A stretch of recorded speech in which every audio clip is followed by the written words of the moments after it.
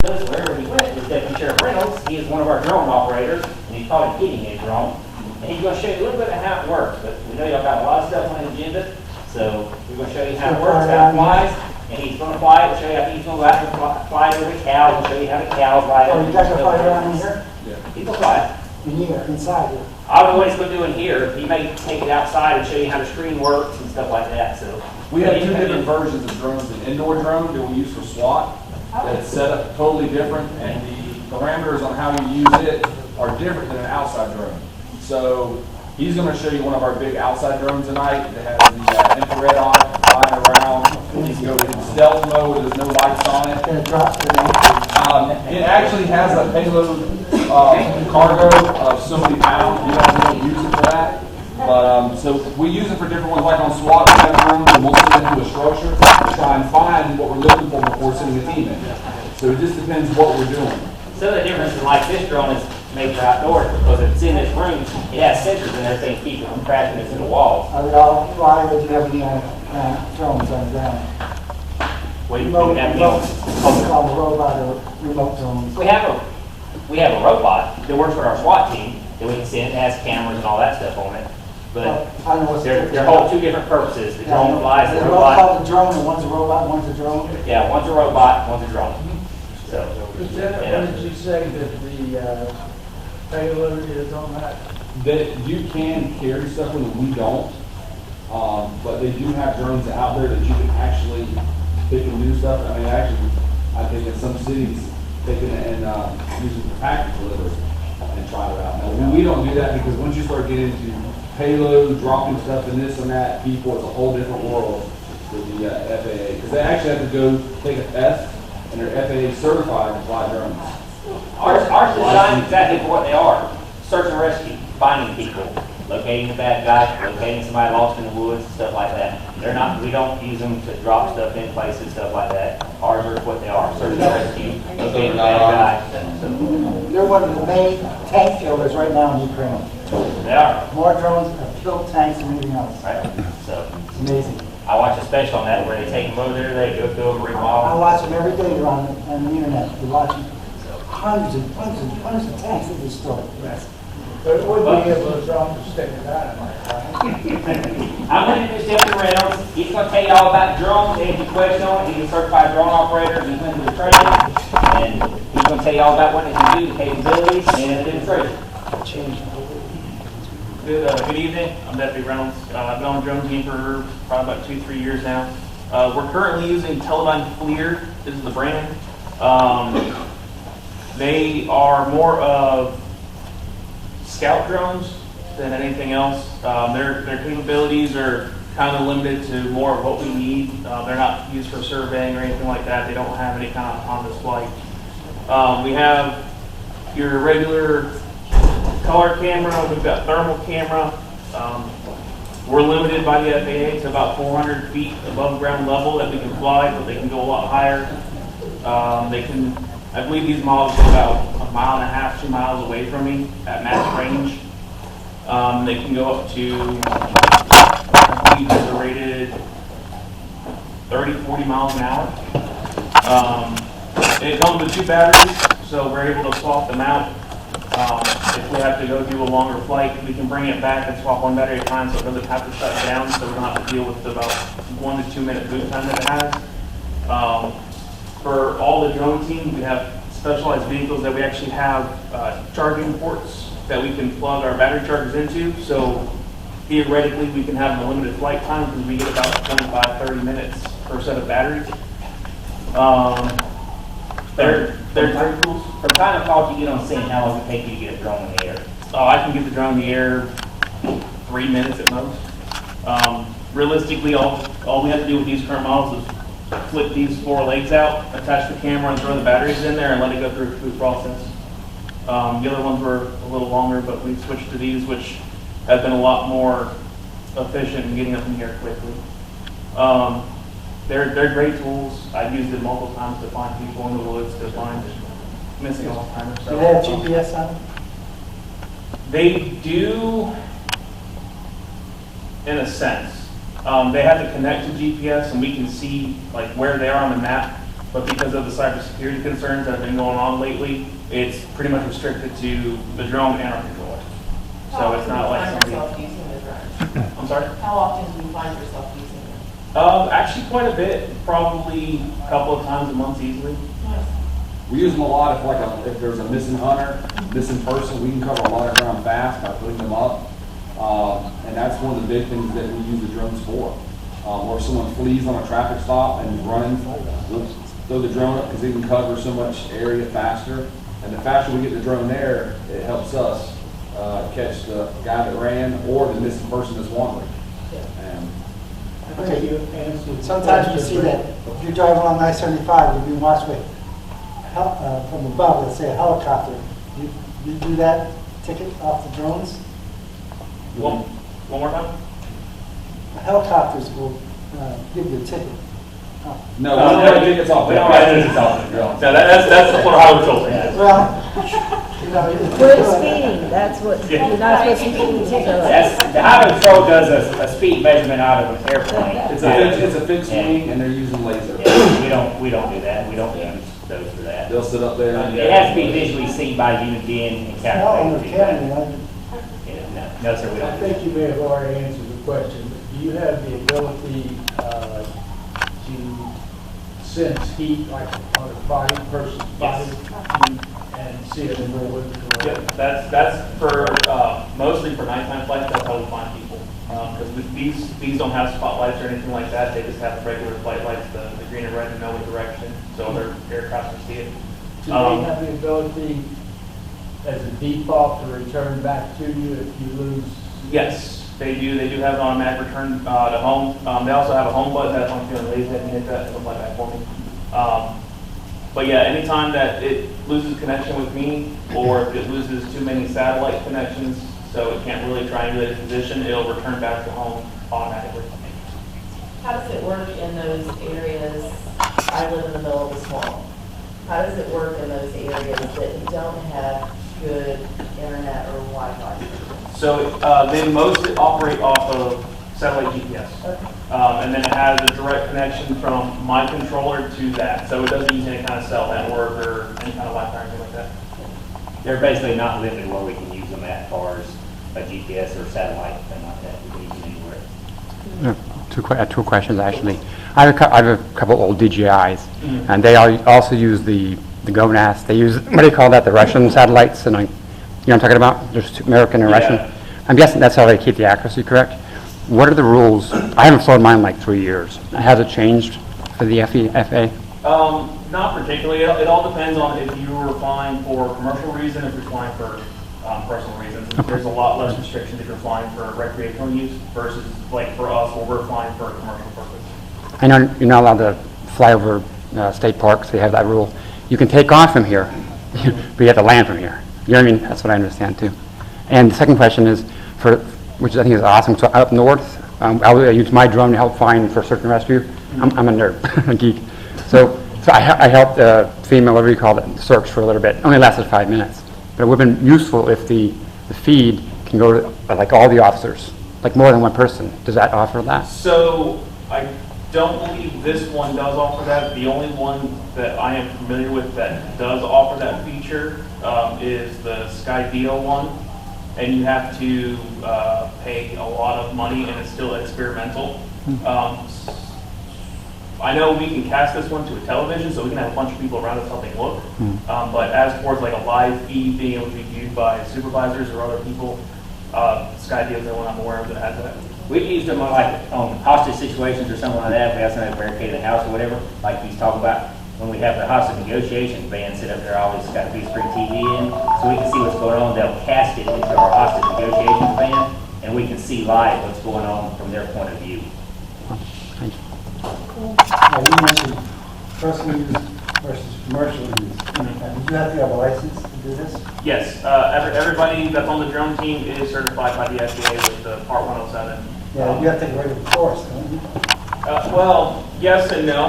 You can take the Part 107 without actually taking a course, but you're taking a federal aviation exam. I'm very highly suggest take a course. But if you're good at self-study, you can absolutely. College down here offers a course. A friend of mine just got one. because he's doing commercially, there's a lot of restrictions that we don't know. Correct. Now, you say personally, so how do you know when you're crossing the line, you know? Like, Are you gonna make money off it? Yeah. Yeah, yep, yep. That's the biggest difference. I mean, since, we're using it for a designated person, we're not purpose, we're not just flying because we want to, then that's where it kind of crosses into that Part 107 licensure. Like, even if I'm at work, if I'm training with it, that's considered recreational. But the second I have a purpose of being there and I'm flying that for a specific purpose, that's where it crosses into that Part 107. And you have to register like every 4 or 5 years, like $10. That's only so they can keep track of you in case you do something stupid. It's a license, it's a permit. Yes, sir. Do you, when you're on night patrol, do you personally use night vision glasses just to aid, especially in the wooded areas, to aid yourself as you're using drones? So I have to try and stay in a open area because any kind of trees and stuff can obscure my telemetry between the controller and that. And then also, per the day, I have to be able to keep eyes, or at least have someone that can keep eyes on it at all times. So I can't get too deep into the woods. Didn't quite understand about your feed. You can actually see back to you what the camera's seeing from the drone, right? Yeah, I have a controller which has a pretty nice sized screen. So whatever the camera is picking up will display on here for me, and I can control whether it's going to be the regular color view or if it's going to be the thermal view. Correct, yes. We also have the capability where anything we take pictures of, anything we're stored, we can actually download from the drone and store it to that. So we can actually, for evidence purposes, if we're chasing somebody out in the field, and he's above filming everything going on, we would have that to show the guy running from us as we're coming. We actually used it on a hostage rescue in Citrus County when Trump visited last time in Brownwood. The SWAT commander knew we were working. He said, "Hey, this is what I got. Can you be here?" So we had I think within 25 minutes, I had about a 14-man team and 2 drones, because Citrus at the time we had drones. So we put our drones up, got the guy coming out of the house with a gun, and we're up here. We can see everything going on live to tell the operators, hey, he's on this side of the house now. He's coming out with a gun. We can see everything zoomed in, and we're several hundred feet above. He didn't know we were there. And so they have a lot of good applications to keep people safe. And when we actually used the drone to say, hey, we can see you here. Now's your time to get the hostages out. So we went to the back door, had a diversion over here. We could see with the drone that he's there at the window, brought the hostage out this way, and we could safely extract him by using the drone to keep surveillance on him. We couldn't get people in. And I actually got to have all that on video, and it's colored. It's pretty neat to see. do the blades have a stealth mode? Because they're pretty loud, some of them. No, unfortunately, there's no real way to have like a stealth mode that I'm familiar with, at least with current drone technology.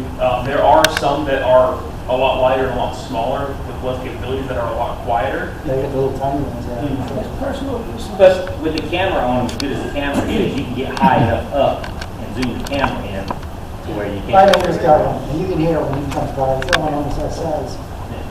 And you hear him Oh, you can hear it. Yeah. quite a distance. Because all there he is again.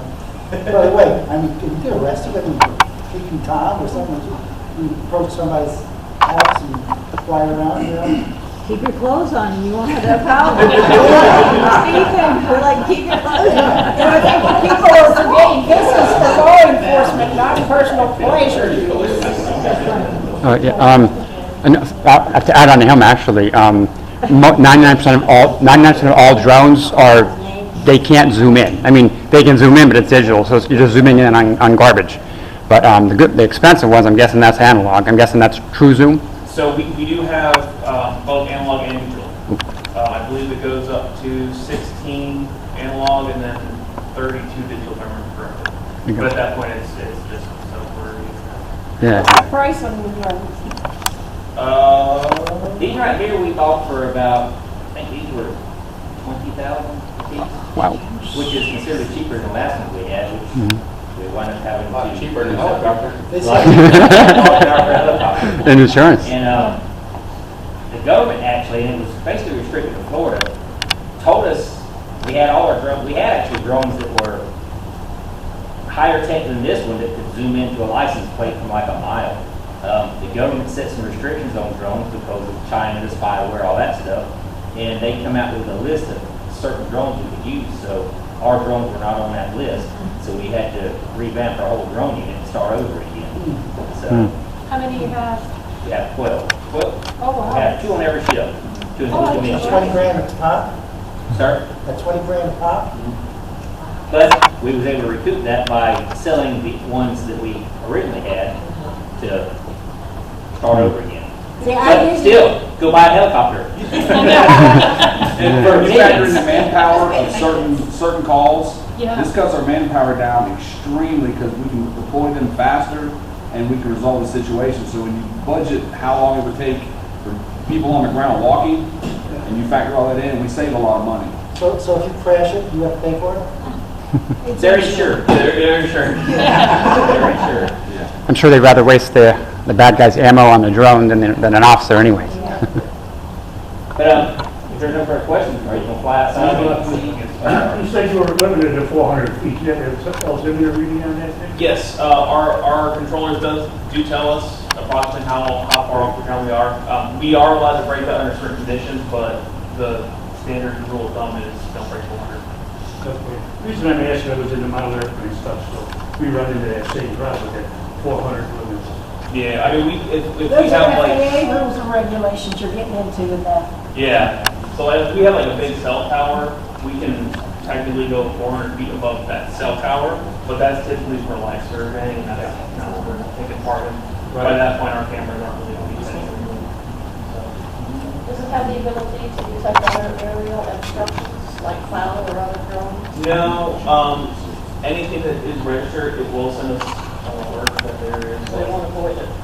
Yeah, but typically because of how low we're flying, we don't come to them anyway. So like it'll let us know if there is a scheduled aircraft coming over. Oh, that's cool. We actually had, anybody heard Eric Von Aiken from the news station, I think 6 and 2? He actually come out and done an entire story on our drone program because we have one of the leading drone programs in the state. And if you can Google it and go back in your search history or whatever, you can see a whole story on it. It's got active videos in there, all the drone stuff. It was actually a very good story. So if you're bored and you want to look it up, it should be Channel 6. So. Yeah, I learned Just a little throw it out bit there. about the Sheriff's Road Department by taking the Citizens Academy class. Then, there you go too. Next one of those is coming up in January. We're going to go outside and watch fly up. As long as no one else has any other questions. Check this mule.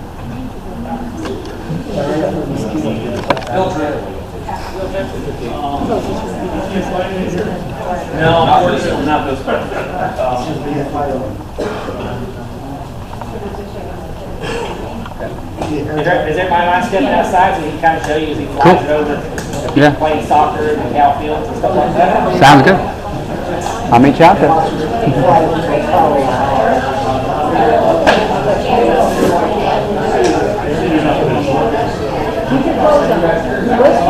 How's it going? Yeah, I quickly went home. Quick shower. I only got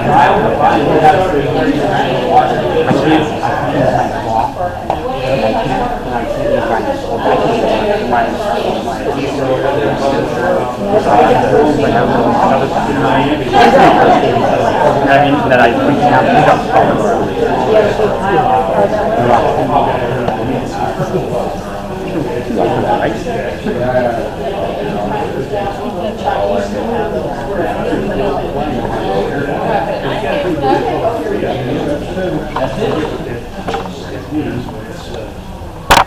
Should have brought more light with me. I'll use my cell phone, I guess. Does this have a flashlight? Yes.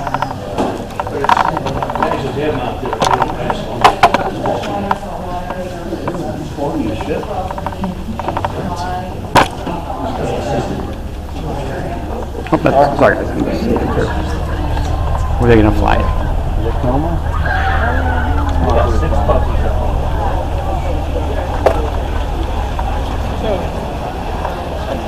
Glad someone has someone who's dog recreational use. Nobody really regulates it. You can't. But some high schools you can't fly. You're right. High schools. neighbors will come and use the drones and circle up. I don't know. And just look over the fence and where we are. All right, who's gonna run? Go ahead, we'll follow you. We'll get the sheriff to run and we'll chase them.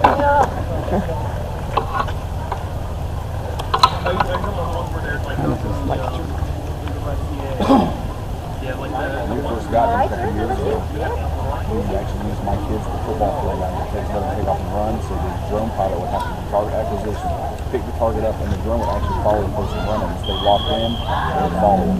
And we could sit there at the sports complex in Bushnell and read license plates over the track farm squad. That's how cool it was. Just sit there and zoom in.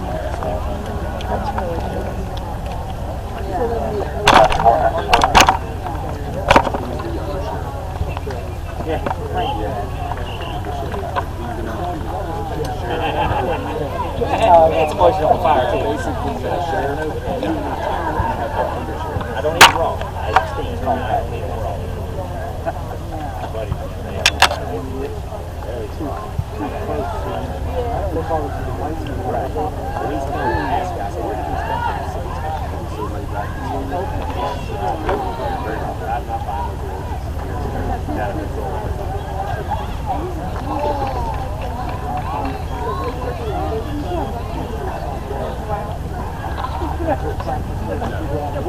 The water we get, we like cargo cans.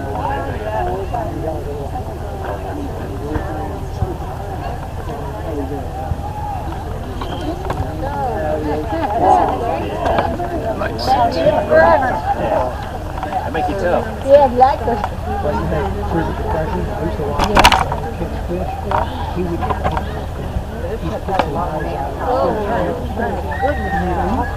Starving to death. You did the pressure. You're not pushing You ate what you could. It wasn't, I don't know that. I don't think it was their some person, I mean, they're Drones are very straightforward. We've done a lot of stuff with them. But it's like you said, Yeah, no kidding. they're late for something else. Oh, yeah, oh, yeah. You guys had one up in the room the other day. Did you have a helicopter up there the other day? Yeah. 2 weeks ago, or- We have it up quite a bit. Yeah. You know what? Palm Beach is one of the first places I started looking at. Because they had, we went to one of the sheriff's conferences, conference.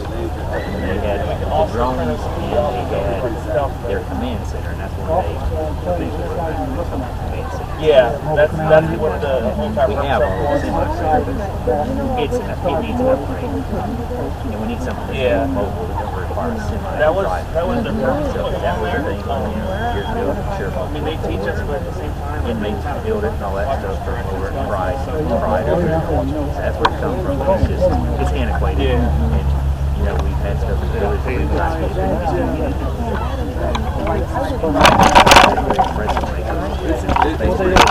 Like an the bed on the back of They got a whole unit. They probably got 4 or 5 drones out there. The rest of us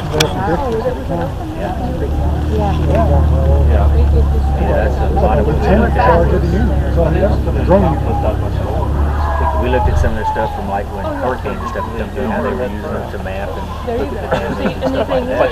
You don't want them to do something there, though. Are you gonna try to video? Well, I didn't get the video, but I don't have, I didn't bring my spotlight. There's no good night lens on it. Okay. This is a $100 camera. This is YouTube stuff.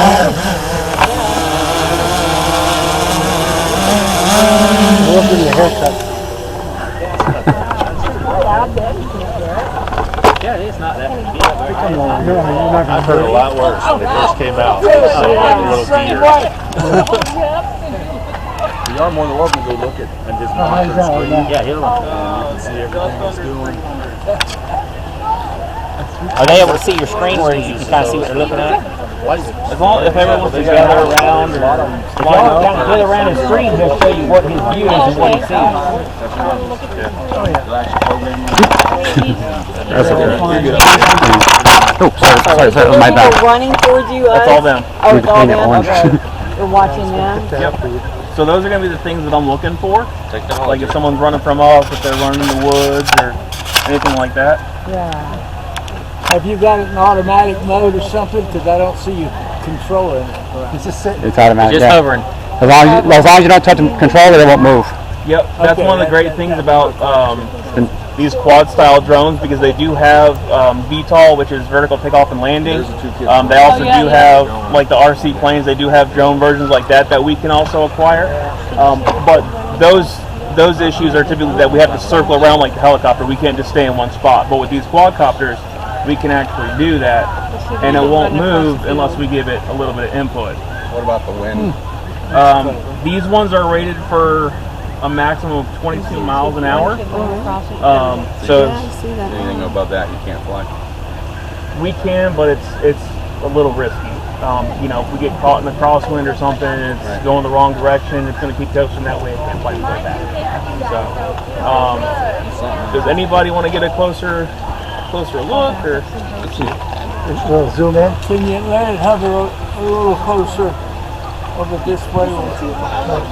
Us old folks can't bend back that far. Yeah. Yep. So those are the kids playing right over there. Wow. So we have the ability to zoom in and all that. You said you want to bring it closer so you can hear it? No, I was just saying we can't bend back far enough to see it up here. You go over a little more toward the field. Well, we're not supposed to be flying over people without parachutes, so I can't really just fly over them. That's a FAA thing. Yeah. You even have parachutes for them. Yes. But look at the quality. The quality of this is amazing. Yeah. Well, FLIR makes a very good camera. They've been making thermal cameras for eons. Yeah. It looks like a video game controller. That's pretty cool. Is that better for you? Can you look up a little more? You see it right there? Almost.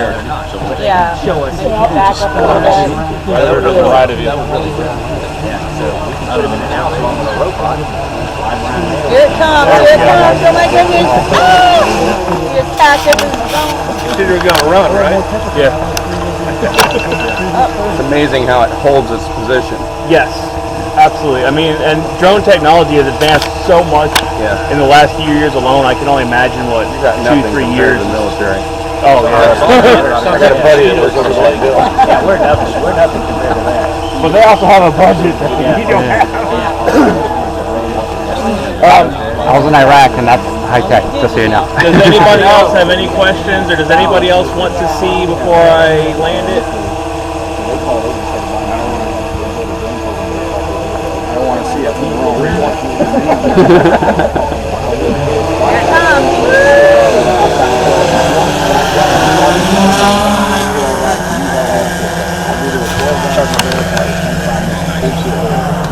All right. You know, bad guy, we all feel fear when he hears that.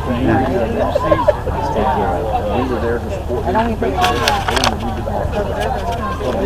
Lake, you hear that every day with the mosquitoes. very impressive. Yeah. We sit there and hear the bus. We put a pinhole camera out, but we ran everything back to the dash.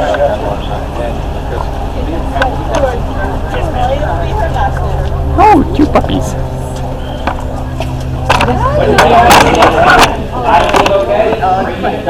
There you go. Sound good? Yes. Like I said, every meeting we're trying to do something different, so maybe dive team or next time. So dive team. I know. Wow. Wow, that's good. We'll try. We've run out in the lake real quick and jump in. Wow. Hey, guys, Mr. Pink, I don't know what the main your agenda is. I know you got Mr. Mass back here and people, so we're done with our portion. We'll turn it over. I brought some more of these pamphlets if anybody needs one. I know we talked about our SAFE program before. If anybody hasn't got one, look at it, scan the QR codes on the back or Google it on our website, whatever you want to do. Tell you about a bunch of stuff we offer for non-traditional law enforcement services. So please, you can take one, give it to your friends. Anyway, Mr. Pennington. Thank you. Thank you very much. That's awesome. Next on the agenda. Oh, you Deputy Reynolds a hand too.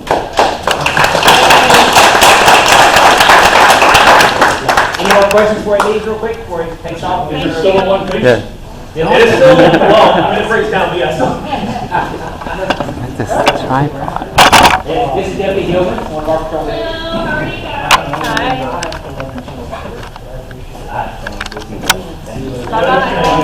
Thank you. She's also currently one of the Lake Pan deputies. They work up there. Hey, hello. She's working this area, so she's obviously out about 9. I'll see you later on. You too. Not a coffin. All right, at this time, Mr. Randy Massey will come up and speak.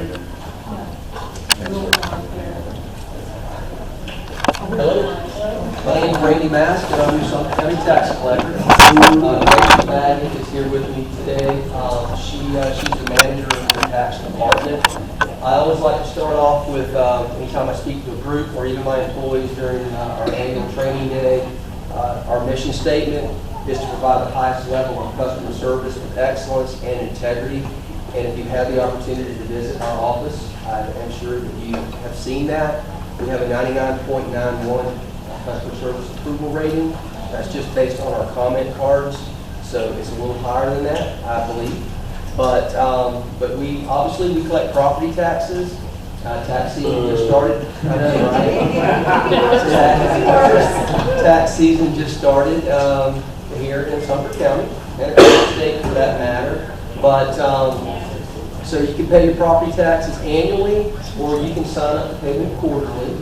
86% of the people in Sumter County pay their property taxes in the month of November, which is really good. It puts money back in the coffers where, you know, the people that we collect for, the different authorities, and they are the school board, the Board of County Commissioners, SWIFT-MUD. We collect for the municipalities, all 5 of the cities in Sumter County. So we collect about $280 million a year in property taxes. And some of those obviously are central assessment in Sumter County. We also collect for the tangible taxes, which are the, if you have a restaurant, the ovens or the equipment within that restaurant, the taxes are paid on those. So we collect those as well. So again, you know, we collect a lot of money, and all of those monies are given back to those different entities to the penny.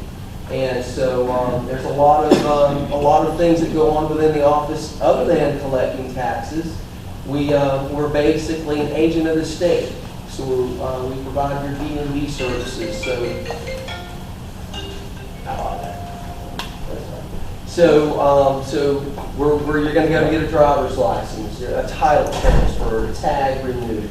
We offer concealed weapons permitting. That's a choice that I made. I don't have to do that, but if you don't do it here in Sumter County, you have to go to Orange County or Orlando or Tampa to get that service done. We also have set up into our office where you can pay your tolls. And the advantage to that is if you come into the office and you want to renew a tag and you may not know that you have a toll violation, you cannot renew that tag until that toll violation is paid for. So instead of having to step away from the county and call the authorities to get that cleared up, we take that on at the counter, we clear that, and then we issue that tag. So we do a lot of services within Sumter County for the citizens, and we have 3 offices to serve the citizens of Sumter County. We have the Bushel office, we have the Wildwood office, and we have an office at the Villages Annex in the north end of the county. So if you have any questions for me, I'm here to answer those questions. Do you know roughly by percentage or by dollar amount how much of our taxes goes to SWIFT-MUD? I do. I don't have that number. It's a very small figure. I don't have that figure with me. We'll get your name and number and call you, but it's based on a millage rate. And SWIFT-MUD is Southwest Florida Water Management District, in case you don't know. But it's based on a millage rate.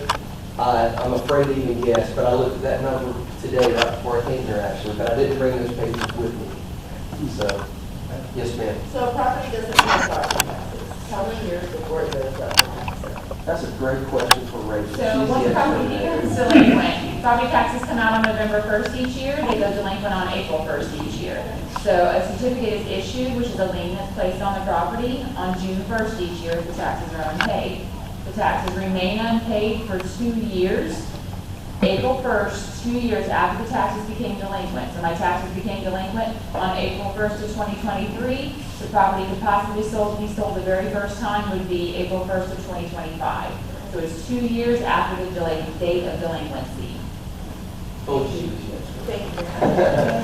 Yes, sir. What if, all right, so you sell the property under tax, what if you give more money than was owed on it or something? Is it, So that's excess funds. So excess funds is all held by the clerk of court. The clerk of court handles the actual sale, and then they handle any excess funds. So a lot of times, especially in today's market, we do see that there are excess funds. The people that would be able to apply for the excess funds would be anybody that has like a lien on the property. If they had, say, an IRS lien, they had a county lien, they had restitution. what about the owner? The owner, so the owner could, so all the liens would be handled first, and then the owner could. So, and then if say the owner had passed away, any of their heirs would be able to apply as well. The clerk of court, they go through their legal process and they make the decision on who is able to get what. So all of that is out of our hands once the property sells. The clerk of court handles all the excess funds. So usually what the bank would be, mortgage control would be number one. You have to pay that, right? They would probably be very high on the list. I'm not sure they would be number one. Our office doesn't handle that when it gets to that point, but I believe things like the IRS would also be number one or very close to the top. Yeah. All right, thank you. Oh, another question. Yes, sir. Where's your main office in Bushnell? My main office is in Bushnell. Yeah, well, I have the... That's considered the county seat, right? I don't know about the county seat, but that's my main office. I thought it was, right? It is. I'm not sure. Yeah. All right. Thought it was changed a few years ago, but I don't know for sure. Were it Wildwood? I don't know. It wasn't changed a while ago. But yes, well, I believe Bushel is the county seat. But it is my main office, and the reason for that, we have the current and delinquent tax folks there, which is Rachel's department. My finance folks are there, and our high school processing area is there. Most of the transactions do take place in the Wildwood office. More staff is at that location, and the annex office in Bush and that office has the least amount of employees. We probably have 7 employees. Where is that? The annex, which is the sheriff's annex on 466 and Morris Boulevard in the village. Is that, is it Lady Lake? Would that be- Near Lady Lake, yes, sir. Yeah, you don't have to get out of your car, it's nice, you can drive through. Well, actually, for all 3 offices, we do have drive-throughs. We only utilize the drive-through in Bushnell during tax season because it's not utilized justifiably for a person to sit there all day, but it's very popular in Wildwood and the annex. Yeah, they're all very nice. They are all very nice. Thank you. Yes, ma'am. So I've looked at quite a few people's property taxes lately. We greatly appreciate the 4% break for the pay early. Certain businesses, not businesses, professions do get a property tax break, correct? Certain professions. I know Teachers. veterans, Okay, veterans veterans. do, yes. I've got, my best friend's mom lives out here in Lake Panasoffkee, in her late 80s, 0 property tax. Right. What, would- not a veteran. Yeah. What is the reason Yeah. behind That is done and based on the property appraiser's office. Okay. They make that call. They obviously assess the value of properties, and they're the ones that would give you like homestead exemption and those types of breaks. And again, veterans is another break that one would get. So if, I'll just add to that, if, say her value of her property was $25,000 or $24,000, and her homestead exemption is worth $25,000, then she would be totally exempt. She would still have to pay the fire assessment, Yes. but she would be totally exempt from property taxes because the homestead covers the full value of the property. That's great. Thank you very much. Yes, sir. How often do you get audited and who oversees the audit? Annually, we are audited, and we are audited by the same audit company that audits the Board of County Commissioners and the Sheriff's Department. I don't know the name of that auditing agency, but anyway, it doesn't matter, I guess. But we always do great with our audits. There have been no issues with our audit since I've been in office. How long have you been in office? 10 years. I'm making career out of it. Well, I'm not a lifer, I'll tell you that. No, sir. Yes. What's the present military? Is that standard across the whole county? Yes, I don't set the millage rate, the Board of County Commissioners sets the millage rate. I'll be honest with you, I do not know what the millage rate is. Andy was here. 5.19 5.19. Which I think is the lowest in. per thousand. Sorry? That's per thousand, right? Yes. I think that's the lowest. I'm not sure if it's the lowest in the state. Lowest in the years ago. Lowest in Sumter County history. Lowest in the Sumter County history, Cool. not the state. Yes, sir. Just an off-topic, but on-topic question. I'm from Pennsylvania, and all the services you provide, you probably hear this all the time, are complicated as you know what, up north, going through DMV and courthouse, all that stuff. Does Sumter County run differently, the tax collector's office that does, than other counties, or like you handle all those services? That's not normal for Pennsylvania. Well, no, it's normal for the state of Florida. Wow. Yeah, we're That's awesome. I go in there, I don't even wait. Just makes it easy. Yes. Wow. It's just very happy. His office is number one. Oh, cool. We think we do a very good job. You got a call from me when I first moved up here last year. Yes, ma'am. That's Is it a good call? Yes, it was a commendation. Good. All right. I commend those who earn it. Thank you. I know, I have a lot of questions, but, all right, now I see school taxes, very big on tax. Yes, sir. Now, all these schools that the village has, they're private, aren't they? They're Charter school, yes, sir. charter, or they're charter or private? There's a difference, isn't there? I don't know. I don't know. I'll be honest. What about, the one in Middleton? Yes, sir. That's a charter It's a charter school. school. Charter school. All right, so actually they get paid the same like in the state, they get so much per student or, Yeah, I'm not sure how, I don't know. oh, it must come out of our taxes. Well, I just collect. I collect. Your school tax is broken into two different taxes. You have a school local and you have a school state. So I believe that the school state, actually some of their funding from the state does go to some charter schools or goes to help fund some of the charter schools, but the local actually stays within Sumter County, and the local schools that are actually under the Sumter County district, because they're not within the Sumter County district. So part of the state funding, which is a very small portion of your school tax, would go to charter schools, but not the local that's being charged. There's Which two is the different school mill rates board, for schools. which is the school board. Which is Well, what they we have, collect. they have some beautiful schools, right? So, Yes, only sir. that. It's a beautiful school. Yeah. That's another question. How many properties, I don't know if you know this, in Sumter County are delinquent more than 2 years? And of those, are they people that don't live, that own property outside the state, if you know that? And another thing is, how can they save their homes? We sell about 2,600 certificates a year, so like, or 2,600 people are delinquent each year. Out of that, we sell about 1,800 certificates each year. But within a 6-month, time period, a majority of those are redeemed. We sell tax deeds, actually, what you were speaking about, when properties go to foreclosure. When they actually get to foreclosure, we sell around 150 a year at the foreclosure sale or have sale dates set. So it's a very small percentage based on the fact that we have 90,000 parcels that we bill for. It is a very small percentage. And a large percentage of those are vacant land. We see small lots going for sale. Sometimes you see properties that have kind of, if somebody has sold a piece of property or cut out a piece of property, they might have left a sliver on mistake. And nobody's been paying taxes on the sliver, and the sliver eventually goes for sale, and then the neighboring property picks it up and makes it a part of theirs. Sometimes we see odd things like that go to sale, and there's a rhyme or reason. Did you ask if there are people out of state that own them? Yeah, because I'm sure there's a lot of either people that passed away, snowbirds, all that stuff. We see some, most of the time through the title information report that we're required to do, we do find some type of owner or an heir to the owner, somebody who ends up either redeeming it or says, hey, we don't want anything to do with it. But very seldom do we ever have it where we just don't talk to anybody, or it just goes for sale and nobody ever comes forward. Most of the time, somebody comes forward and tells us the story or says, hey, mom or dad passed away or aunt or uncle passed away and we just don't want anything to do with the property. They wait for it to sell and then they end up getting the excess funds for it because most likely that type of property had no lien and it's just not worth it for them to go through the process. How many people work for your office? It must be a lot to include an attorney. I think we have 43 employees, and we Right. have 7 contracted employees. Contracted employees typically will be our breeders. They do our road tests, and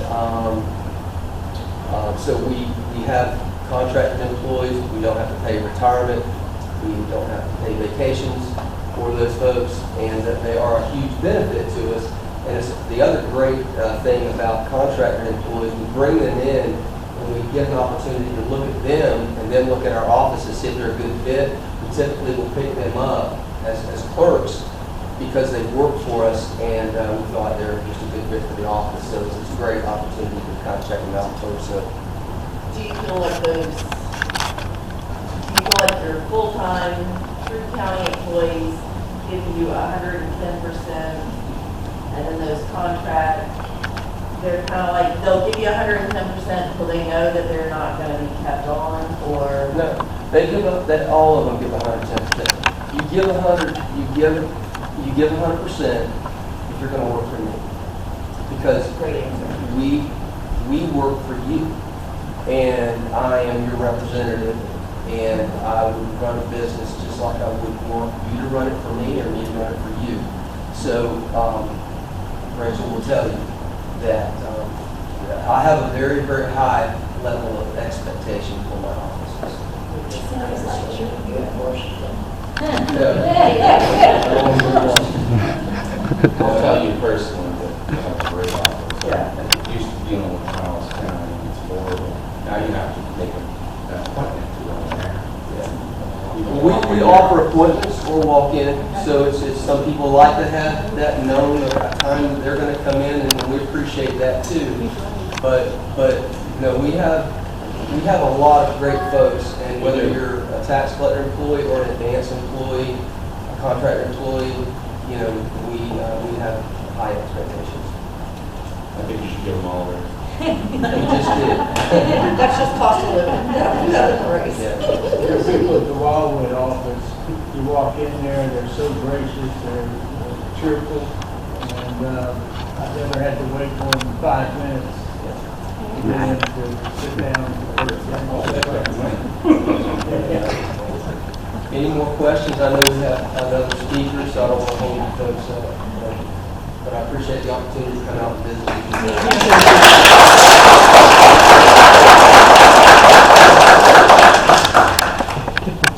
I don't know if anybody's following the properties that have been turned in or anything like that, but there has been 10 properties this month, or actually in October, that was turned in. I've got a list of properties here if anybody wants to look at them. What do you mean turned in? They were code, somebody had reported properties into the code enforcement office. I just wanted to touch base with anybody that's following any of that kind of stuff. I don't know if anybody is. I know there was a party. How long does it take code enforcement to do anything? Caroline, you want to step in on that one? You start work. I got a scrapper in her seat here. I don't live in, no, I'm not kicked out of this meeting. I don't live in, yeah, thankfully, your sheriff's officer at the Board of County Commissioners meetings, they are so kind to me. They are so kind. I actually live in Bushnell, but I've been dealing with a codes enforcement case on it. We bought a home last August, house at the end of the street, slaughters, meth dealers, feral animals, you name it, trash, it's been horrible. So that property went to lien. The codes enforcement cases started in 2014. It was sent to the county attorney after codes enforcement did their 15 legal steps. So they'll go out and they do their 15 legal steps, which takes, on this one, it was about 6 months. They gave them 6 months going in front of the special master, giving them time to clean it up. No response. It was sent for a lien in 2015. 2017, that lien was finally recorded. And after this long, the county attorney, after I've been the mosquito under the sheets, has finally called for codes foreclosure on that property. It's a long time. It's way too long, and that's the thing. When I started calling codes on the property, they said, there's nothing we can do, we've already got an active case on it. Okay, and I'm like, oh, okay, active, yes, an active foreclosure. Well, to me, active foreclosure means, holy smokes, pack your crap and go. That's apparently not what this meant. So, I will say that I got very lucky. I've had 2 commissioners that have been very, very helpful. Your commissioner here in Lake Pan, Mr. Goladero and Commissioner Bogue, have both been to my house. They have both sat with me with hours and hours. They've given it to me straight. I have pushed the top county employee and the county attorney to do their job. I started this September the 9th of 2022. And till June of 2023, I finally started seeing some action, finally. But that's after my neighbors had dealt with it for 9 years, and they pressed and pressed and pressed, and then they finally just gave up because no action was being taken. So, what I can say is your code enforcement people, they are trying their damnedest. They are. They are going out, they are writing the reports, they are putting them out of compliance. Lieutenant Smith with the Sheriff's Department has been a huge help. Because I know that codes enforcement case at the end of the street with the meth dealers and the squatters, and that's a strain on the Sheriff's Department. So they wanted to know. So I called to see what we could do, and they got signs over here that say, warning, we watch our neighborhood. It took a little bit for my neighbors to actually put them in the yard, but the minute we started putting those signs up and down our street, guess what? The meth addicts, they quit walking down the street. They would stay at the squatter's house. They knew better. The thefts dropped on my little street. So those signs are here. They brought them for you guys to take. If you guys want one, take them, use them. I know a lot of folks are afraid of retaliation. That's why you're not calling into those cases. Don't be afraid. The county needs your help with it. So if there's a property that you see that's been sitting, call and ask codes. Call and ask them, at what step in the process is it at? If they've gone through their 15 steps, ask if there's been a lien attached to the property. Ask how long that lien is. This is all public record. At that point, when you see that there's been absolutely no movement, it's time for you to start sending emails. Talk to your county commissioners. Send emails, come to the Board of County Commissioners meeting, email the county attorney, because those guys are the ones that have to do their job to get these properties cleaned up. Because trust me, Lieutenant Smith will tell me, man, we can't do this without you.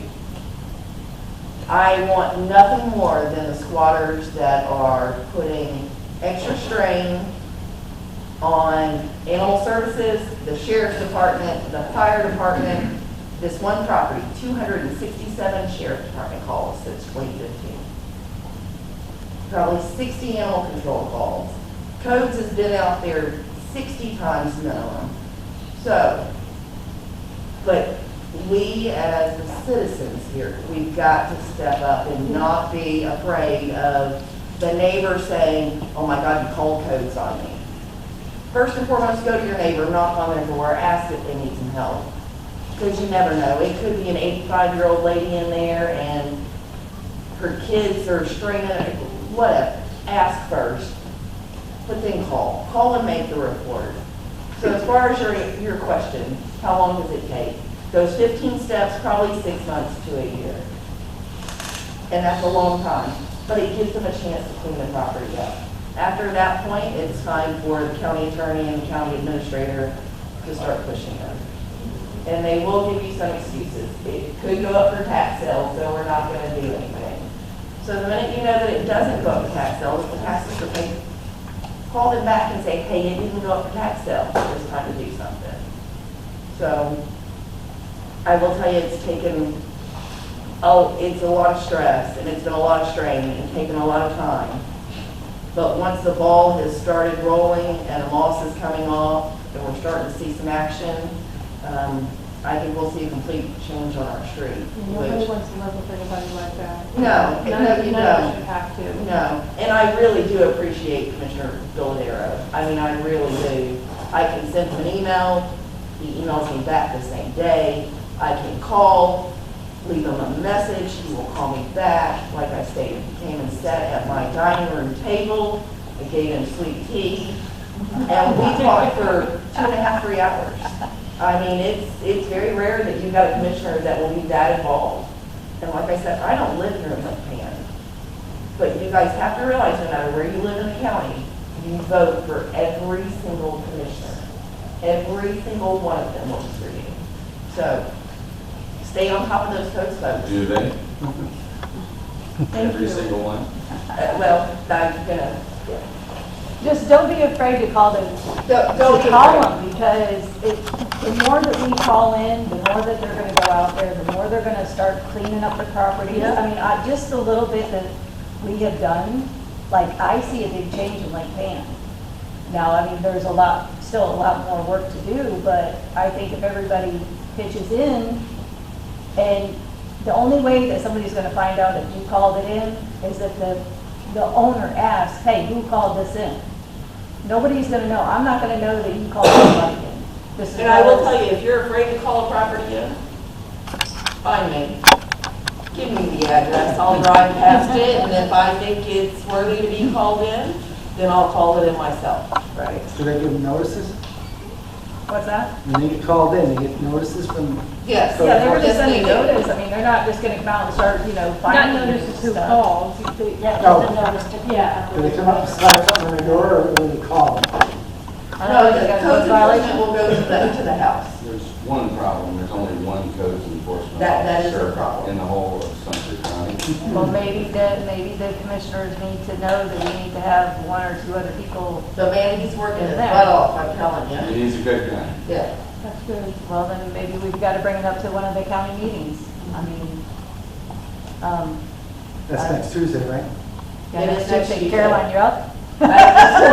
It is next Tuesday, Tuesday, 6 o'clock, and apparently there are some big things that are supposed to be on there. The agenda will come out Friday at 2 p.m. on the website, so you can look at what's going on, click on it to read the attachments, but there's supposed to be some big things about the fire department on there on Tuesday, so please stay on top of this stuff. You can listen to all the county meetings also online, sumtercounty.com. It's always nice to drink coffee and listen for 3 hours. And you can, listen to all the meeting minutes and stuff. I mean, it's very informative. Some of it's kind of but some of it's, good,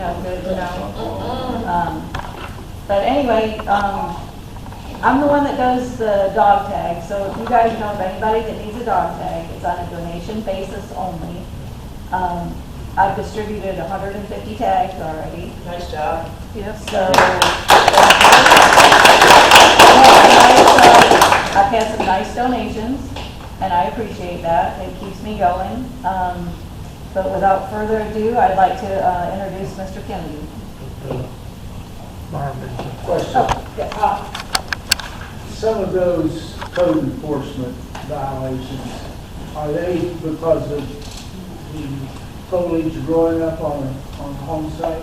It could be, yeah. I mean, it just depends on, but your grass has got to be over 2 feet tall before they're going to come out. You know what I'm saying? Like, you can't call somebody because they didn't mow their grass last week. That's not gonna work. I mean, there's certain criteria that's gonna fit for the code violation. So, I'd like to make a statement because I listened to all of this stuff, and the code office has a complete set, a manual of statutes that they have to comply to. I say this because I spent 10.5 years on the Charlotte County, Florida Code Enforcement Board. And when I resigned is when they took it out of the hands of the board and put it into the hands of a magistrate. When you call, there's a whole set of procedures, like you just got through saying was 15 procedures. But everything has a legal time constraint before anybody can go through and do anything more about it. Each step has a legal time constraint. Those things, a lot of that is set down by the state. Dotto, it's not just the county, it's state government. When drugs are involved, you get involved with law enforcement, and there's a whole different set of procedures that has to be done on that. I will tell you, if you'd like to know those procedures, they did do a workshop last month, Commissioner Bollinger, right? Last month. They sat and talked about the procedures for codes for over 2 hours. So The code book is about that thick. it is very thick, and the procedures are very long, but they sat and went through exactly what the procedures are, because we're talking about waiving the fines and the fees. The majority of the time, the fines are just waived, no matter how long you've been in, which gives zero incentive for people to clean up their property. So that is things that they are working on. Certain commissioners are wanting to go case by case, and some are like, oh, well, we should just always waive them. So But we your need average, people involved to see what's really going on. but your average individual, once they get that code notice, they're like, oh, shit, like I And gotta they'll do clean something. it up, which And is then they great. start the ball, and, you know, the more and more properties that get cleaned up, the better Lake Panasoffkee is gonna be, and maybe all the druggies and the tweakers and, you know, all of them type of people are gonna go elsewhere, and then it's gonna be someone else's problem, but at least we don't have to deal with it. You're always gonna have something, you're not gonna clean it up 100%. No, But we can damn sure give it a good shot. So, A quick side note, really quick. I understand Lake Pan in the last 6 months or whatever, it's the crime calls, whatever, it's just the crime's gone down. You agree with me on that? I don't have the numbers with me, I didn't bring statistics, Oh, okay. but we are proactively working a lot of stuff in this area. You know, on one of the meetings, they said it was going down, so. I just- Putting these signs in your yard helps. Yeah, actually, I might take one, actually. It's done a lot for my neighborhood. So I Thanks. want to introduce Mr. Kennedy, he's from Animal Services. He's going to clarify a lot of mishap rumors that are going around and stuff like that, so. So my name is Stephen Kennedy, I'm the Assistant County Administrator. One of the divisions that I oversee is Animal Services. Gary Herrera is with me tonight. He's our Animal Services Manager. So hopefully you all know where we're located, because we're right down on 470 right down the road. All right, so hopefully you come by. If you haven't, come pay us a visit and take a dog home with you. We're giving them to you free that day, so come on by.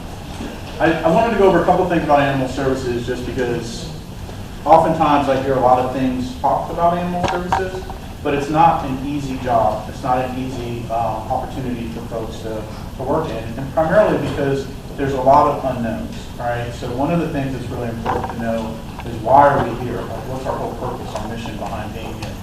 And if you look back to the original days of Animal Services, and unfortunately the term dog catcher, that entire started, it all came about because of raisins and a concern there.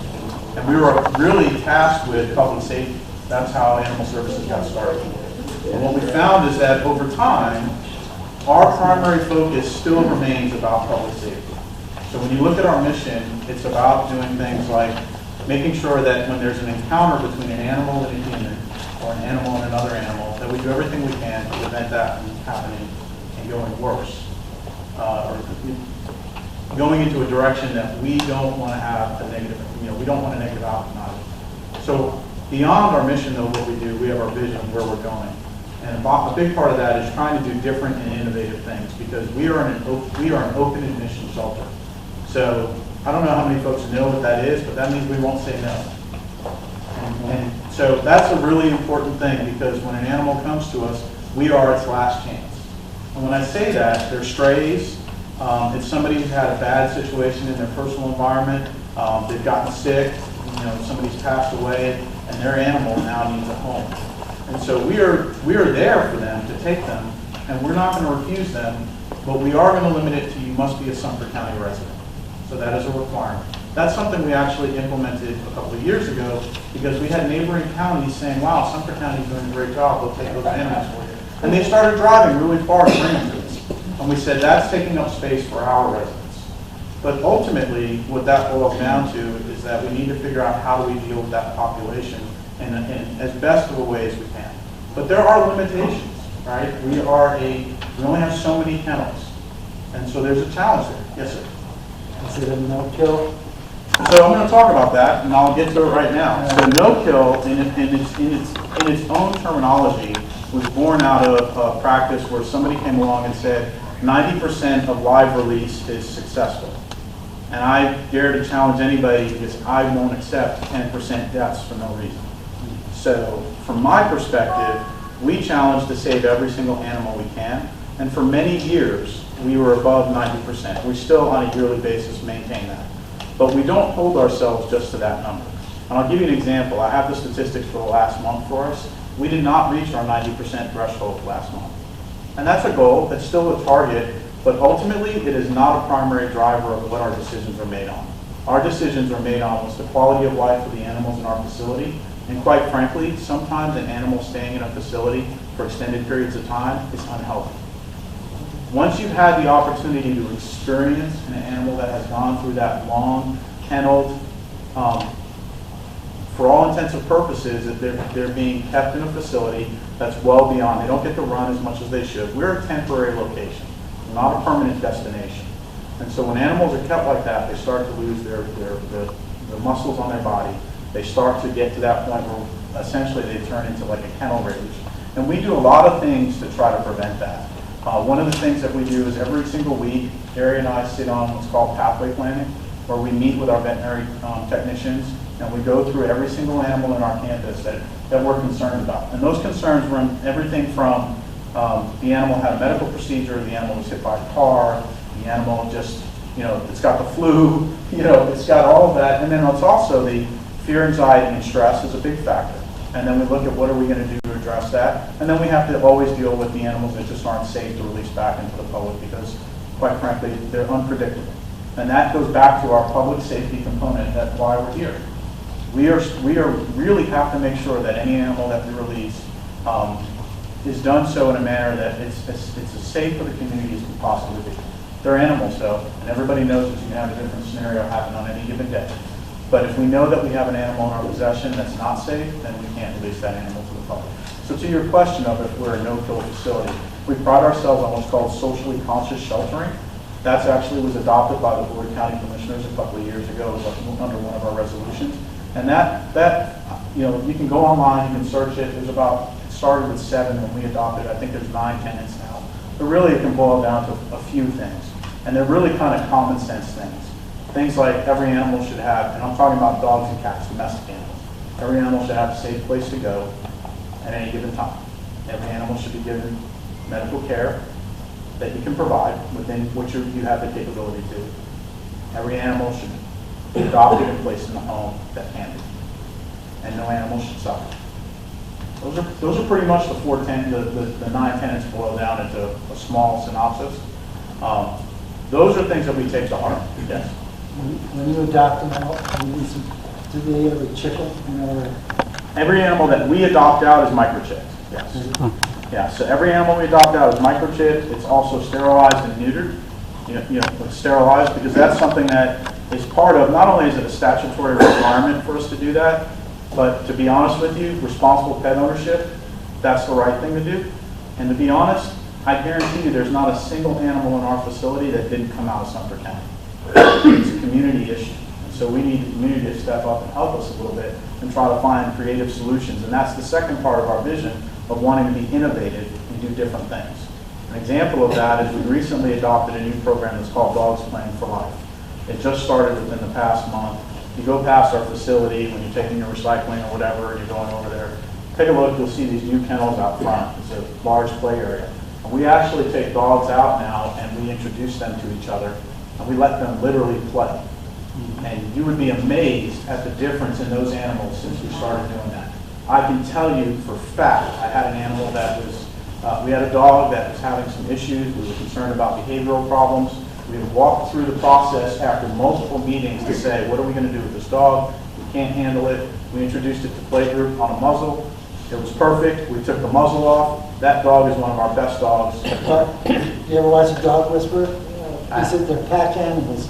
You let them out. He has all the time. So they have personalities. Gary works with them every day. He's out, sees them out in the yard playing, and works with our staff there to get them out. And part of that is that we do have to. It is a little bit of a dance there. You kind of have to pair the right animals out there. You don't want the timid little guys who are just starting to get out and about to be in there with the really rambunctious ones that are going to run 100 miles an hour around the yard, right? But those dogs that need to run. So we get them out there, they exercise, and they have a good time. But those are the primary things that we're working towards. We're trying to figure out new ways to do it, new ways to get animals out and about and adopted. Our adoption numbers are going through the roof. Last month we adopted 65 animals out of our facility, which is fantastic. What is the cost for an adoption? It's free. Okay. Yeah, it's 100% free. So, and that's one of the things that we get asked about all the time, is why is it free, why don't we charge something? I gotta be honest with you, what's costing us is having the animals there. We want to get them placed in a home, and there's a lot of opportunities to do that. Another great innovative program that we started a couple of years ago, we had dogs that were sitting there, and they would we could not get them adopted because they were heartworm positive, but we weren't treating them. Now, out of Orange County, we got animals, strays we picked up, and it used to cost a lot to have neutered and such. We used to bring to the dog center, and they used to do a lot cheaper for us. You do that outside? So when you say picked up and you kept the dog, or we want to keep them. Okay, so we don't have, right, so we don't currently have a, our veterinary staff they don't provide services to the public. There are locations within Sumter County that do provide reasonable costs for sterilizations for your animals. So there are options out there, but it's not something we provide. But again, that's part of the community and the resources that are here, trying to find what else can be available for the community. So for example, your Humane Society, we don't have a food pantry for animals, for the animals to get food, for their owners to come get it. We don't do that, but your Humane right down the road does. And so they have parameters for that to qualify. So that's another example of a community resource that we partner with, and we tell people all the time, if you need help with that particular resource, go to your Humane. Your Humane directs people to us that we're more appropriate to support their particular need effectively. That's that partnership. When we started Dogs Playing for Life, we brought Your Humane, we invited them over, they closed up, and they actually came and participated in our training right down the street. So we actually did the classroom portion right in here. We did 3 days of training on site. So there's a lot of things that we're trying to do different to make a difference. How close to capacity are you? Capacity is a very difficult number to define. I can tell you that cats are not typically our problem, dogs are. Medium-sized dogs are always, medium to large are always going to be an issue. In terms of kennel space, I can tell you that we have approximately 54 kennels on site that were originally built. Now we have a whole other stack of about another 25 to 30 portable temporary kennels that are in place. And then we have a barn. They're all in use. But here's the difference when we talk about innovative and thinking outside the box. I have typically on any given day 150 to 175 dogs in our population. However, I typically have anywhere from 40 to 60 in foster on any given day. What are your prerequisites for your fosters? What type of, say, I want to come in and foster a dog. Do I just fill out a sheet of paper, you guys look at it and go, okay, go pick your dog? Or do you actually call my vet to make sure that my dog is spayed and neutered and on heartworm prevention? Sure. Do you call my neighbors to say, hey, does she treat her animal okay? Is it okay? Do you think it would be okay for her to bring another dog home? Or are you just check marking the box when they filled out the sheet, they live in the county, they're good to go? Yeah, so I don't think it's a question of whether we just check the box. I will tell you that we have done that very scenario in the past. We have done, we're going to call and we're going to go through, we've done, you need to provide your certification for your rabies and all of that stuff. And you know what? It didn't make a difference in the numbers, and it doesn't necessarily make a difference in terms of, that enforcement side. We're we're being asked at that point to judge the character of a person. That's not my role. I can tell you that we had a gentleman that had a dog. He was burned in a fire, the owner and the dog, and the owner was homeless. And that owner was absolutely compassionate and engaged in that animal and would feed that dog before he would feed himself. So I'm not going to make a judgment on that particular person. And we kept that dog, we cared for it, and we reunited him with his family months later. All right, so it's all about trying to work with the community on that. What we will do is we will do something in terms of, okay, what are the current conditions, in your environment? Are you capable? Because our biggest concern is, can they handle that responsibility? It doesn't do us any good to introduce another animal into the environment that now has a rebound back and forth. We want to get them to a place where they can be well cared for. Most of our dogs that go into foster, most of them are heartworm positive dogs that are being treated. So most of the people that take them, they don't normally just grab them off, without any real consideration, because there's medical conditions involved, there's treatment involved. We have to see that dog every month to get his treatment, and it's like a 2.5, 3 month process. So we're actively involved in coordinating all of that with them. So it's not the typical that we would have a concern with some sort of nefarious behavior. Somebody told me that was trying to adopt a dog. He said, all the good ones, the little ones, are out on adopt and foster. So they go to the pound, they're all big dogs, work for a little one. Yeah, so the best place to find that out is look on our website, and you'll see there's a link. We use petfinder.com, but you can find it on our website at sumtercountyfl.gov, and that will show you our current available population. In foster? No, that'll show you that. That'll show you the entire population. And that's the other thing. If we have a dog that is in foster, that is an available dog to be adopted, but it's in foster for some reason, it's still listed available.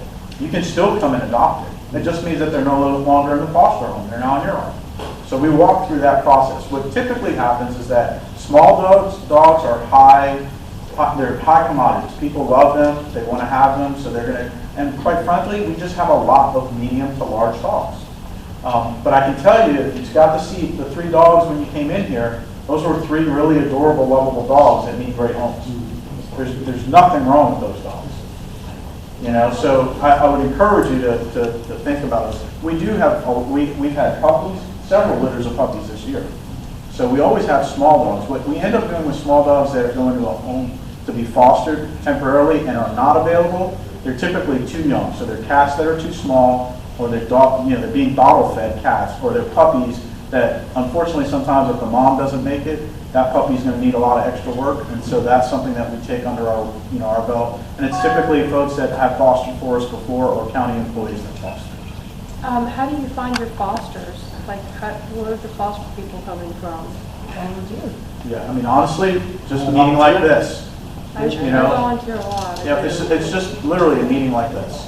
And what I talk to folks about, I spent Saturday at Government Day and talked to a lot of folks that came through. And fostering there is a great opportunity because, somebody may say, I can't adopt a dog because my lifestyle doesn't let me do that. I have to travel, I'm on the road or whatever. If somebody could foster a dog for 2 months to 3 months, and if they did that 2 to 3 times a year, for every person that does that, that's 2 to 3 times the amount of dogs that can get out of the shelter. If that person adopts 1 dog, they're probably going to keep that dog anywhere from 7 to 14 years. That's 1 time. Yeah. But if I could get that same person to come 7 to 14 years, 3 times a year, right. I've got dogs now moving, right? And that's really what I want to see. That's my goal. I want to try to find anything we can do different. We've worked really well with the Sheriff's Department to rebrand our entire process. We're not into the enforcement side. That's not our role. We're in the education side. Absolutely. A lot of times people just don't know that, yes, you can have your dog outside, but you got to make sure you have water. You got to make sure you have shelter. There's things like that are so important for that animal and for that well-being that it seems like common sense, but it's not always known. A lot of times we can just go up and say, hey, you can't do that. We're not going to judge you by how beautiful it is or how perfect it is. It's a matter of, is it being done? And as long as it's happening, if you don't know how it needs to be done, then we can provide you some guidance on how that happens. A lot of times we end up with animals that get out, big cows and stuff like that. We help the Sheriff's Department because they've strayed off their property. Our guys can fix a fence in a pinch if they need to.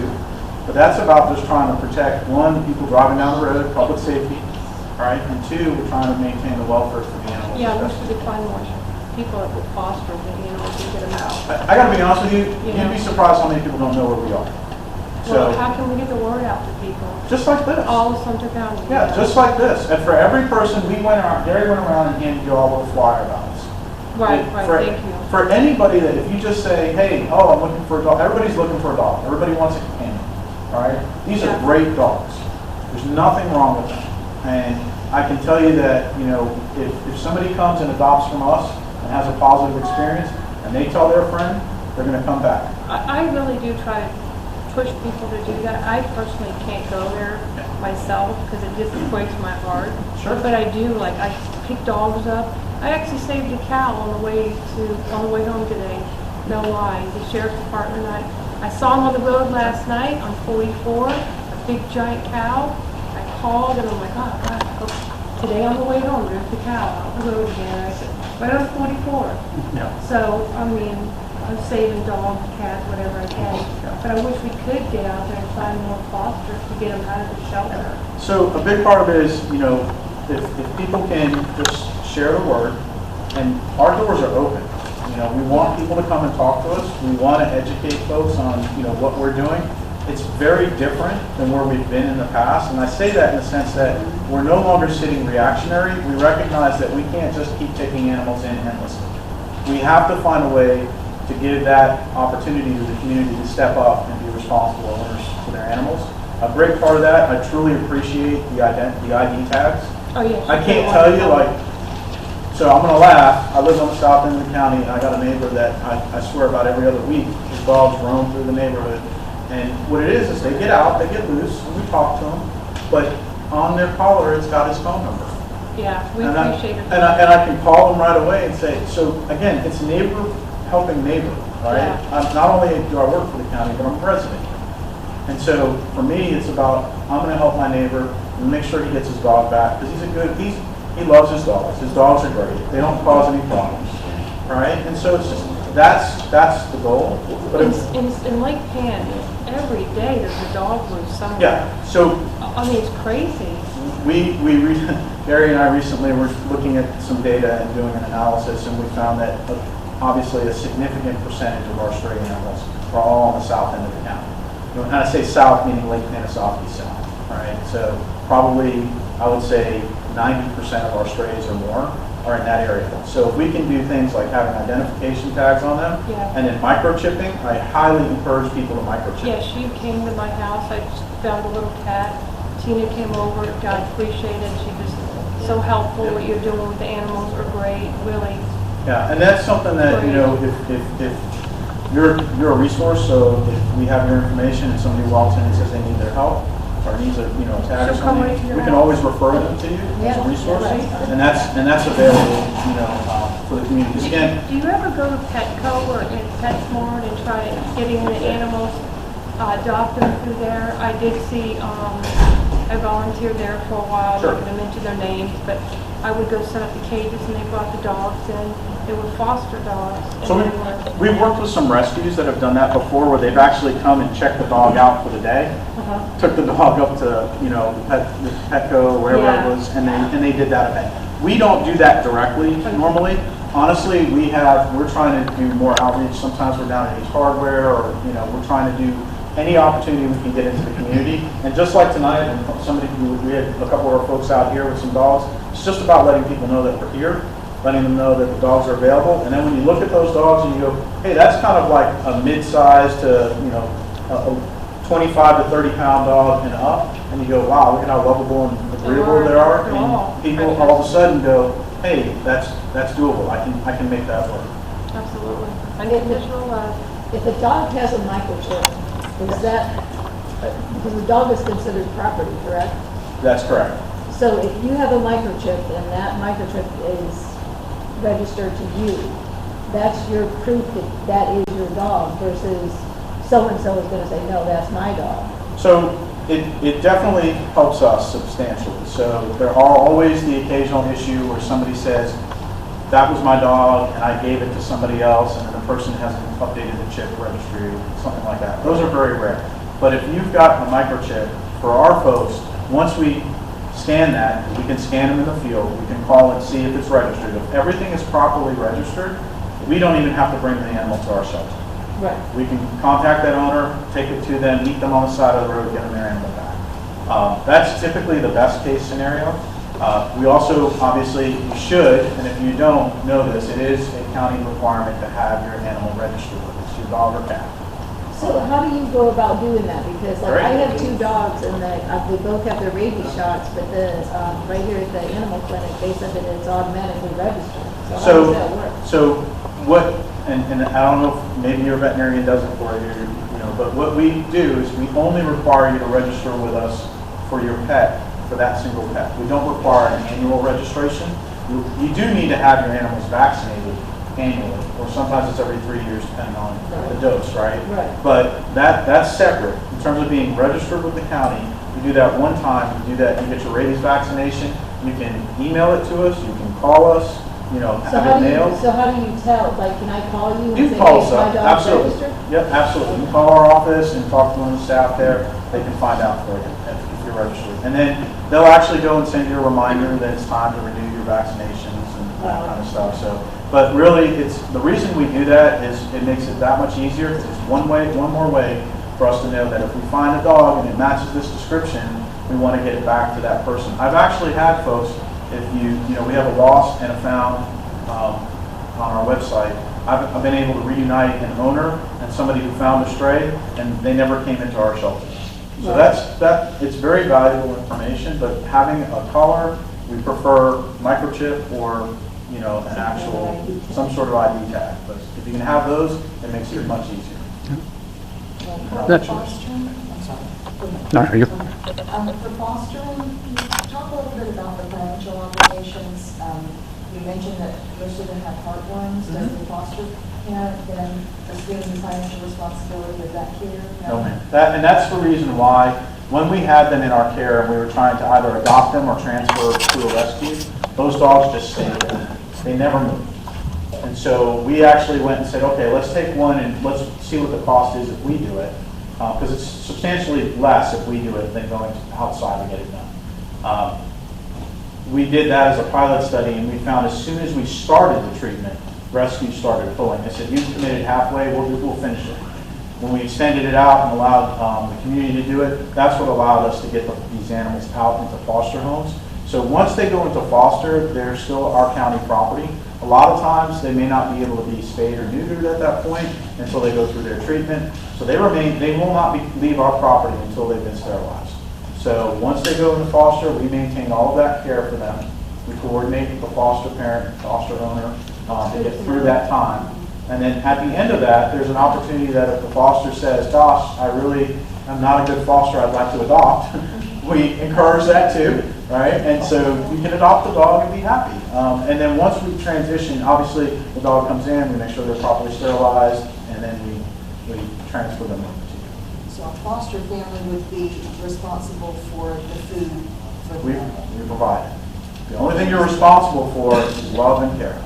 That's it. That's the way to go then. That's it. I think that needs to be promoted. I think that needs to be promoted more because people don't know that. Yeah. But I do. Like The new Sumter County Facebook page might be a great place to push that. And that's a place where we can market it for Yeah, students. So there are things there that one of the reasons we do that is sometimes folks will say, well, why don't you let somebody else provide the food? One of the reasons why is because for the animal's welfare, we provide a consistent diet. We don't change our food and mix it up. It's the same food because if you've ever had a dog and you've gone through food cycles, you know what the outcome is if you start mixing and matching. So we make sure that we're on point with that at all times. So, yes, sir. I have a question of feral cats. Okay. I once trapped a big one, 13-pounder, and I brought it in by your people. I'll tell you what, that was meaner than any dog that I ever had. So I brought it in, I said, what do you do with this thing, you know? You really can't train it. Can you get it back into shape? No. So the answer is we have what's called a TNVR program, Trap, Neuter, Vaccinate, and Release. And so any cat that comes into our facility, if it is not identified with a microchip and a collar with one of our, with a county tag on it, something that's got their, the owner's name, it comes in, it's treated as a stray, as a what you would describe as feral, whether it looks like a house cat or not. Once it comes in the facility, right, once it comes in the facility, we immediately go in down the road of getting it in line for sterilization.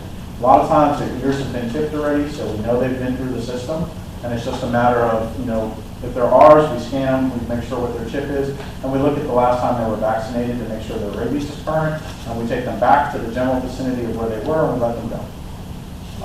The reality is we do that for house cats as well, because statistically speaking, you are way more likely to find your lost cat if it's returned to the community that we found it in than if it's in our shelter.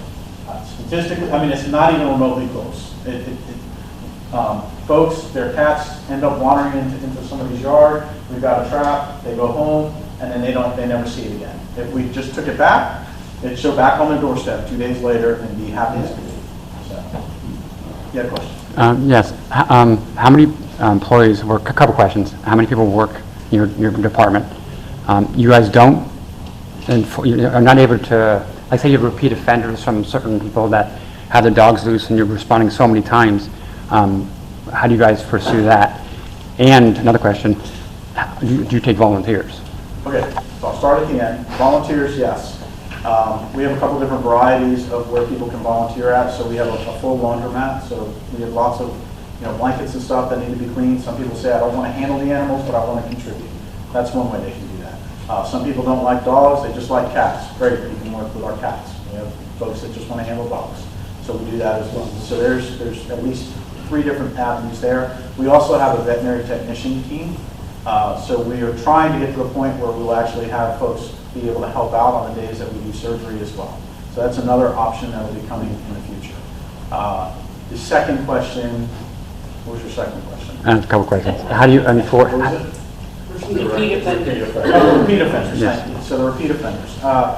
So the reality is it's property, and when they get out, we have the ability to do citations. I'm going to be very transparent with you and tell you that that system is not exactly in the best place it needs to be.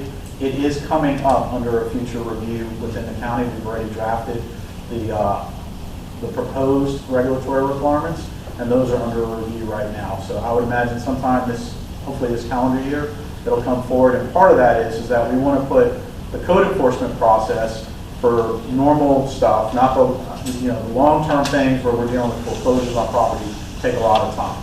But the vast majority of things can get corrected early. Folks that have a stray animal or something like that, that's a repeat offender, we'll bring them into the system in front of the special master. They're looking at fines at that point, and part of the fines is corrective behavior. So that corrective behavior is, if we keep going back over and over again, those fines are now adding up. Collecting that money right now is a challenge, because for us to do it, when law enforcement writes a citation, it goes into the court system. And the clerk of the court collects that. It's not as easy for us right now to do that. And so our goal is to put it underneath the code enforcement process, which will make it essentially streamlined for us from an enforcement. It'll be more costly to those that are repeat offenders, but it'll allow us an opportunity to spend more time engaging with the community instead of trying to enforce it through citations. How many employees work? Sure. And how many calls do you get a day? Right. So we run about from the field side, and so Gary oversees the animal control officers that actually respond out into the field. And so they run roughly about 180 calls a month is what they typically see. And we currently have 2 supervisors and 7 ACO positions. So that's 9 people. We actually have a second vacancy right now. We had 1, and then one of our ACOs just promoted to a new position within the shelter, so that opened up another position. So we'll backfill that one coming up. What we have seen a lot of, so that's the field side. The kennel side, we have, I want to say 3 supervisors, and I'd have to confirm the number, but I think it's 8 kennel positions, but we're nowhere near full on those. We have about 4 kennel positions filled right now. And part of that is that division wasn't around before, that side of it. It was all contracted through an outside company. And so what we have done over time is we've been bringing those positions to say, what do we feel our capacity is? and what our needs are, and bringing those positions into the county underneath our direct oversight. Part of that is just, it takes a lot. They have to go through rabies vaccination series in order to actually handle the animals, and to make sure that they're doing it the way we want it done. That's something that is a little bit more specific in terms of handling the animals and engaging with them, because it's all about mental engagement with the animals. They have to have some sort of stimulus to make sure that they're, moving forward and progressing in the right direction. Do you guys, I saw the truck out there when we got here today, the animal service truck. How many of those do you have? 6 total. Do you do it in the evenings as well? So we do. Our normal hours of operation, though, for our staff comes on in the morning, and then they work throughout the day. So, but we're only open to the public from noon to 6. Okay. So I talked about in the mornings, we do dogs playing for life, but we also have to clean the entire facility. So from when they get there in the morning till noon, all hands on deck are either cleaning kennels or working with dogs and playing, having those play groups going. Once we stop at about 6 o'clock, any calls after that are considered an after-hours response. We do not respond for a stray dog in a residential community, because typically by the time we get there, that dog's moved on. It's not waiting for us in the parking lot until we get there, right? Now, animals, you talked about the cow in the road, but that's a different story. If it's on a main intersection like 44 or 301, It was on 44. yeah, we're going to come out for those because it's a safety issue. And a lot of times we work with the sheriff's department, and they'll have somebody go by because they're on the road. Yeah, he helped me, the sheriff Yeah. helped me. So we do that. After hours, we will come out if there's a call for service that qualifies within our emergency response. If somebody finds a stray animal, we'll come out for that. But we will ask you on the phone, is it okay if they spend the night? And if you say no, then we'll come. If you say, yeah, I don't mind, I can get them in the morning, even though we don't open to the public until noon. If we talk to you on the phone and you say, I got to be at work at 7:30 in the morning, great, bring them by in the morning. Even though we're not open to the public, we'll meet you and we'll take the animal. Yes, sir. Now, we talked about dogs, Yeah. cats. Yes. What else? So technically, it's dogs, cats, ferrets are listed within the code. And we only do, Raccoons, no, we don't do wildlife. So wildlife is Fish and Wildlife, contact them. I mean, they're wild for a reason. So most of the time, leave them alone. They'll move on. But what about birds? so we don't we will not do those. We do have them come in our facility under certain situations. Typically when we assist law enforcement with something, we may end up with them. But then we work with Fish and Wildlife, and then we do have contact information for rescues around that, handle all of those. I mean, believe it or not, there's even a rat rescue out there. So we had a case with a bunch of rats one time. So. Yes, ma'am. Once you register your dog in Sumter County, when the dog dies, do we need to notify you that that dog is? So we will reach out to you to confirm your registration to make sure that you've done your rabies vaccination. So it is beneficial to let us know so that we can pull you off that list. Part of that is just simply that, anybody who's lost an animal is part of your family, and you don't necessarily want to be reminded like that way in the mail if you're due for something.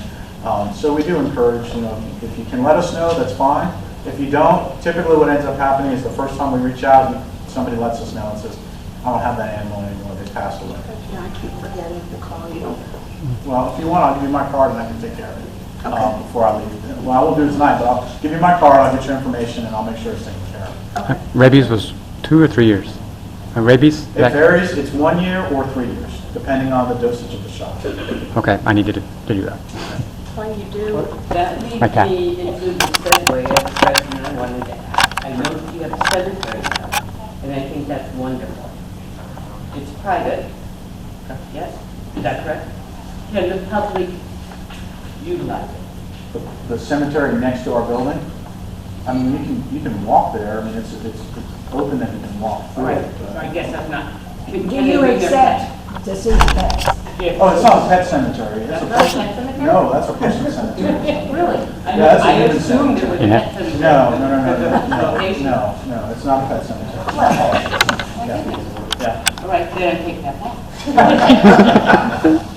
Yes, please don't take care. No, I wouldn't do that myself, but I just thought that that was interesting. Okay. What about pets that are kept indoors all the time? Pets that are kept indoors all the time? Like, I have 3 cats. We get our shots, but we don't want one that position. Do they still need to have the shots? Yes. Never let outside. Yeah, so Florida statute requires them to be vaccinated. And so the reason why, again, we were founded underneath public safety. The reason why is there's no cure for rabies. So if rabies happens, and rabies is alive and well. It's out there. There's we don't have as many contacts, but we do come across it. I mean, there's no doubt that we've come across it. And so all of us are vaccinated. I mean, that's a requirement for us to handle our animals. But we're also in a riskier environment. But the reality is that it's not worth the risk, because the reason we do an impoundment of 10 days on a bite or a scratch or a break the skin is not a punishment to the animal or to the individual owner. It's a 10-day hold to see if rabies actually You don't cut presents the heads itself. off anymore and so? The old days we cut off the heads. We do if we have to test, but that's the point. If you're going to test, there is no coming back. If we feel that there's an animal if the health department says that they believe that animal needs to be tested, then the head gets removed and it's tested. But we put them in a kennel for 10 days to sit through the time period of where they would present with exposure symptoms. That's the whole reason for the 10 days. Anything else? Just FYI, if I have old towels or blankets, I'm sure y'all can use those for the winter time. That's usually where I donate. We're happy to take them, because what ends up happening is they go through them over time and start coming from eventually. So maybe people didn't know you can do that. That's where. Absolutely. And please don't forget, Your Humane is right down the street from us. They're smaller than us, and they're driven by donations. We're tax-based, obviously, as Mr. indicated earlier, we collect those funds for us. But we certainly have that partnership with them. And we're your municipal shelter, and we're an open shelter. We're the only open shelter in this county. So we want to make sure we have a good relationship with our neighbors. They do a great job pulling the animals from us, and so anything we can do to support them goes a long way. That's cool. Anything else I can answer? Thank you.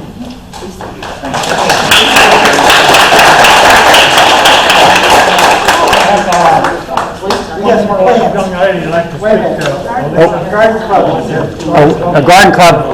Andy, I want to thank you for being here at the meeting, sir. Oh, you're welcome. I know you're. We love you. All right, garden club, let's take the word. No, she's going to talk for like a few minutes and it's over. No, there's one more speaker. It's Alyssa Emmett from the Garden Club from Lake Panasoffkee. She wanted to just touch base with everybody on some things. I do not sell the we've been, I have information on the group and some of the upcoming events for you. We've been in Lake Pan for 3 years now. We started right before COVID hit. So some of the times the group does check in with mental health because it's a big important thing. We have 2 plant swaps a month. Everything's free. If someone doesn't have something to bring, we always say still come. You'll always end up leaving with 1 plant or more. We always supply free flower pots of any size. We have a seed bank to help anyone that wants to grow anything. Springtime, we have seed trays for anyone that wants to start growing sprouts. We're in the process of becoming a nonprofit to start a community garden and do a lot more outreach. We started classes last month. Last month, we did a medicinal and beneficial class of different flowers and herbs that you can grow in your garden to help with different things like diabetes, high blood pressure. We are doing a fun thing, a rock snake, where people can paint rocks. Inside Out Grill here in Lake Pan is going to host it. And once we get more rocks painted, it's going to be set up there, and we're going to do a voting for the name of the snake, get the town involved. We've been getting that set up. We do the Christmas parade every year.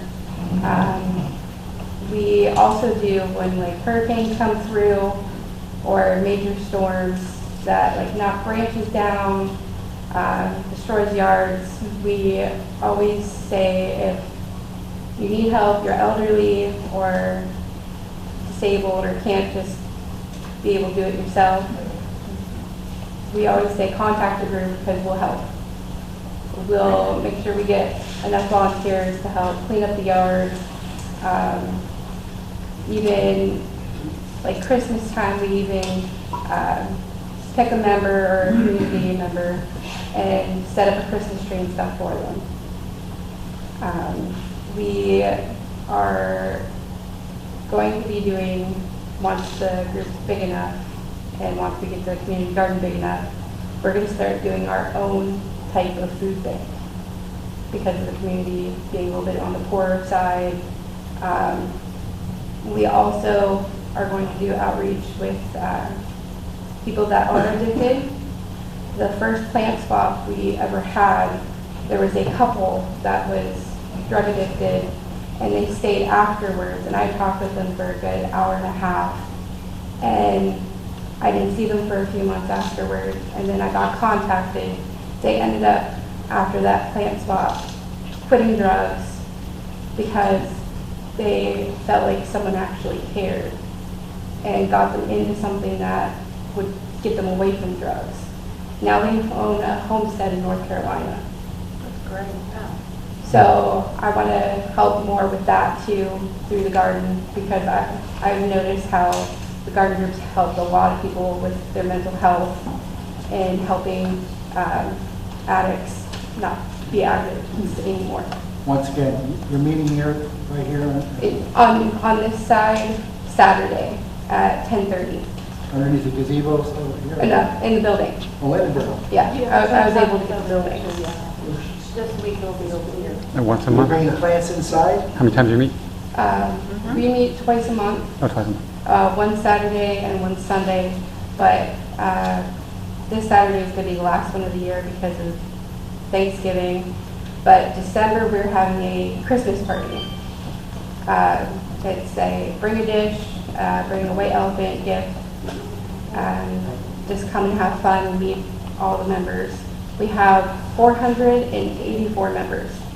Nice. We welcome people that aren't in Lake Panasoffkee or in the surrounding area to join, and we have a lot of people coming in from other towns and seeing how the group's trying to be a positive outlet in the community and trying to help out.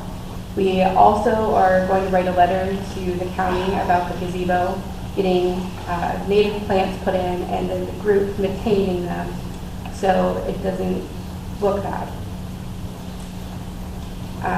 We're going to try to do that type of stuff throughout the town, talk with businesses. We also are going to be setting up a take a plant, leave a plant stand, almost like how you see with like libraries. They do the take a book, leave a book. We're going to do a take a plant, leave a plant stand. Get that set up, either inside out grill or house is going to have it. But I think that's pretty much. Do you have pamphlets? Yes. I have the only one you have. No, I have a few more up here.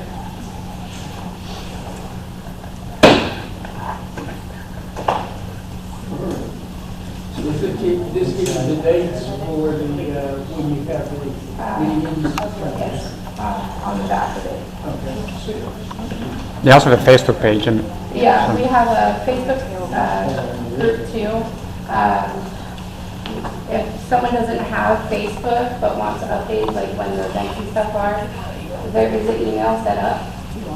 So before you leave, if you want the email or how to find the group, just come ask me, and I'll show you, give you the information on that. thank you. I want to thank everybody for coming, and candidates appreciate you. Randy Mask, Rachel, Meeting adjourned.